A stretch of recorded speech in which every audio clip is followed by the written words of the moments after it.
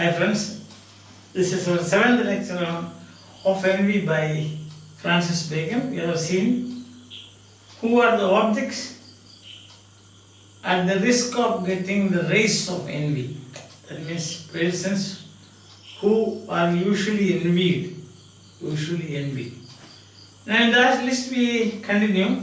Those that have joined with their honor great travels, cares or perils means dangers, are less subject to envy.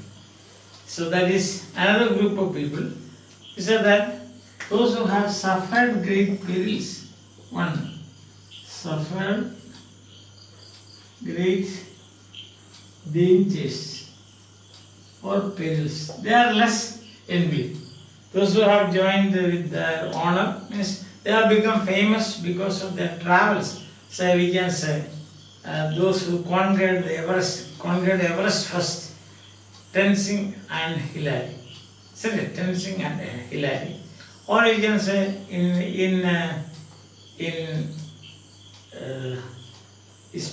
stories, Ulysses, for example. So such great people, or we have got Vasco da Gama or Amerigo Vespucci, such great people who undertook travels. So what happens is that they suffered quite a lot, say at the hands of nature or at the hands of animals or at the Dr. David Livingstone. So there are those people who suffered a lot. So even if they become, say their status is very high in society, or they are considered as heroes, nobody will envy them, because after all, they have suffered quite a lot.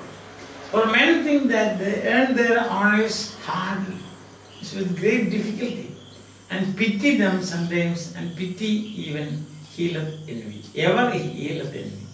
So when he said, you see, for example, Vasco da Gama, okay, or Amerigo Vespucci, or the great explorers. See, then the nation honors them.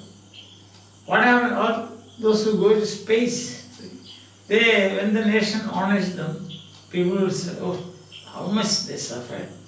And pity is an antidote. That is, pity prevents envy. When you are pitying a person, you cannot envy that person. So pity is actually a kind of medicine for envy. Isn't it? Something, say, you don't want to be envied, then you should tell stories of hardship. Say, what difficulty? Or when you are getting first rank in the examination, you say, oh, how many nights I remained awake, and for the last 4 weeks, 5 weeks, I haven't slept, I haven't seen TV, I haven't called anybody on mobile, I suffered like anything. When people hear that, they will think that, oh, after all, he got first time, what of that? He has a lot of suffering. He has got a lot of suffering, they will think. So pity will definitely ever heal envy. Pity heals envy. If anybody feels pity for you, then there is no scope for envy there. Wherefore, you shall observe that the more deep and sober sort of public persons in their greatness are ever bemoaning, crying, expressing sorrow themselves. What a life they led, chanting a quando partimo. Quando partimo means how much we suffer. So all those people who have sense, great people, deep and sober sort of public persons. So that means intelligent and also sensible public person.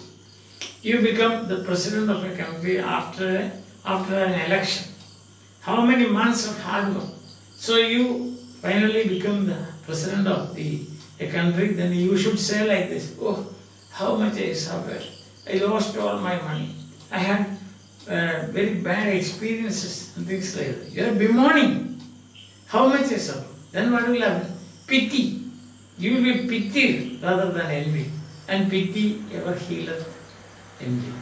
So this is what sensible public men, sensible people who are great, who are sober sort of public persons, great leaders and so on, they say like this. So when he said, Mahatma Gandhi is the father of our nation, he said, how much he suffered? He suffered in South Africa. How many times he went to jail?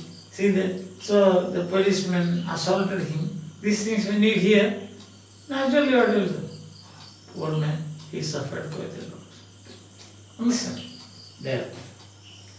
Not that they feel it so, but only to abate the edge of envy. Why do they say like this? Why do they bemoan? Why do they cry about their own sufferings? They may not have any suffering at all, but still they pretend so that they can prevent envy. But this is to be understood of business that is laid upon men and not such as they call unto themselves.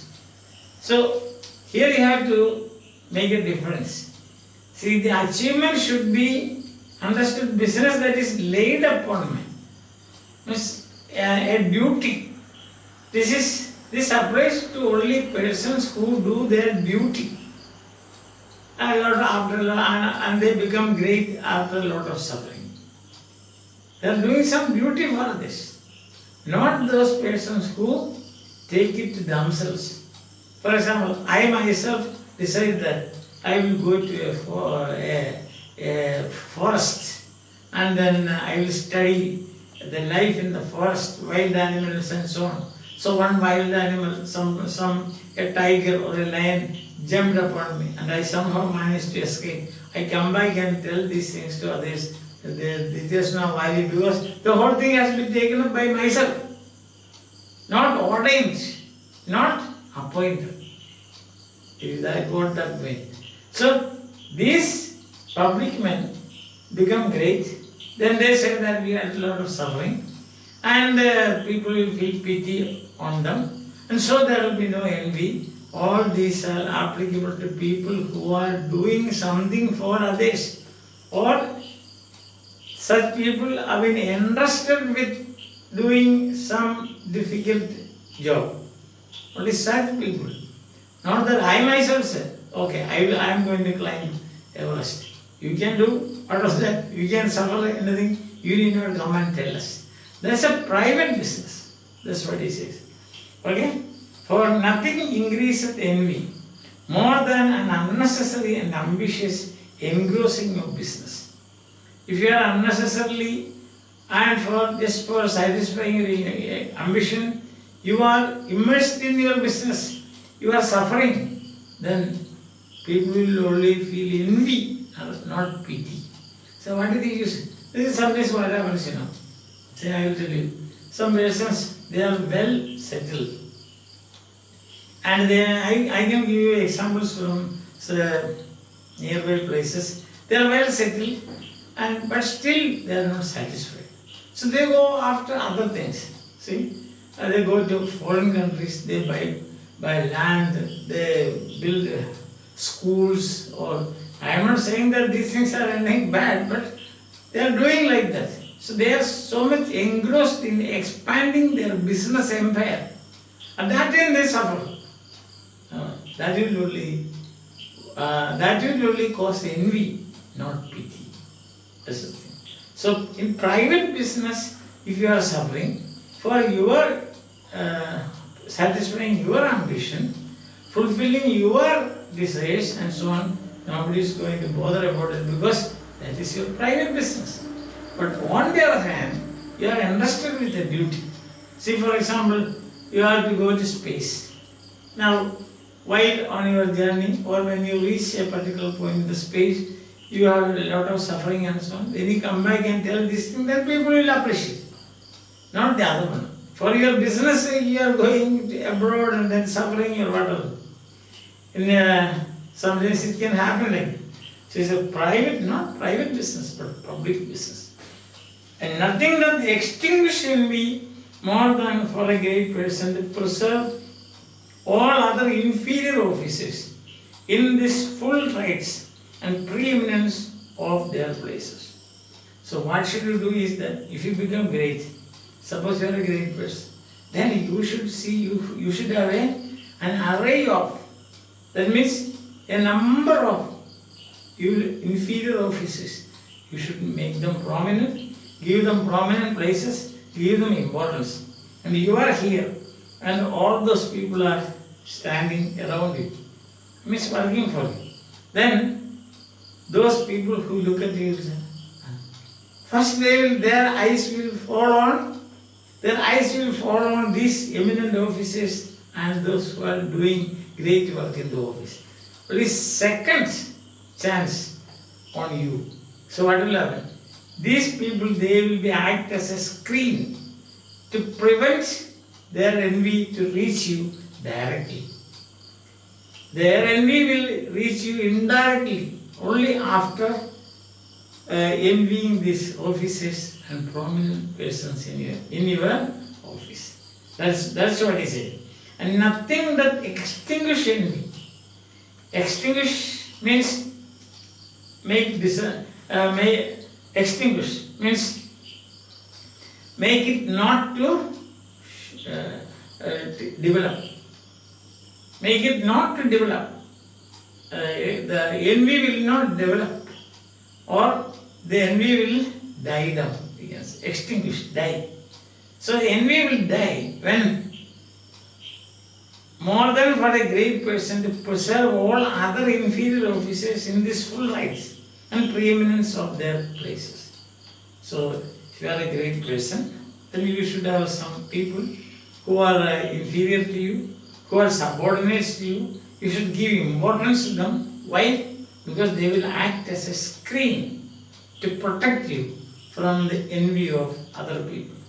The envy of other people will fall on you only indirectly, not directly. Because directly, when they look at, they will find these people doing work for you.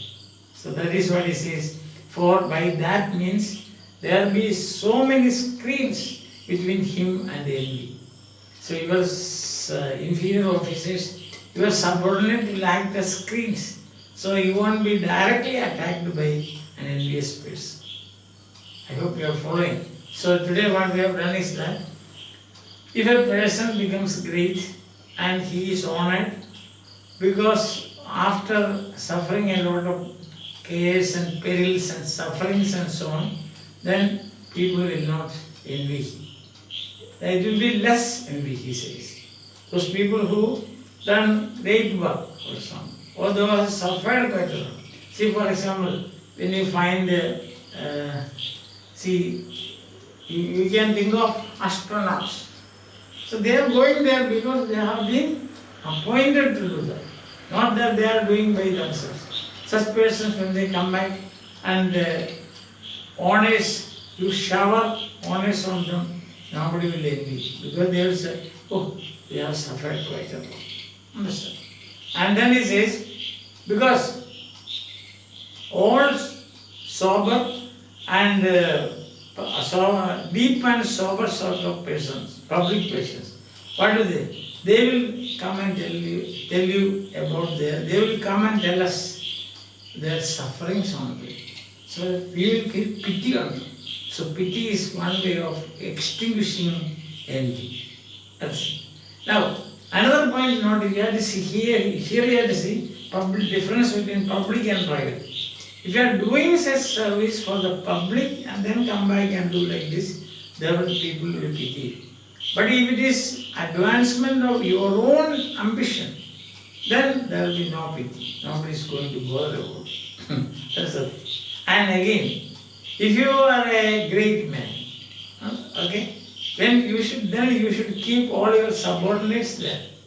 Give them importance so that the envious person will first look at your subordinates. And subordinates will stand as a screen, and you will not be directly attacked by the eyes of an envious person. So these are the main points that we discussed today. Hope you are following me. And for the time being, we will say bye. Till we meet again, think of this. Think of chanting these lines to fight COVID. Out, you troublesome murderers, killer of men and animals. Get the hell out forever. Now, right now, from here. I think now it is clear to you. So take care, be academic and be alert. Bye. Have a nice day.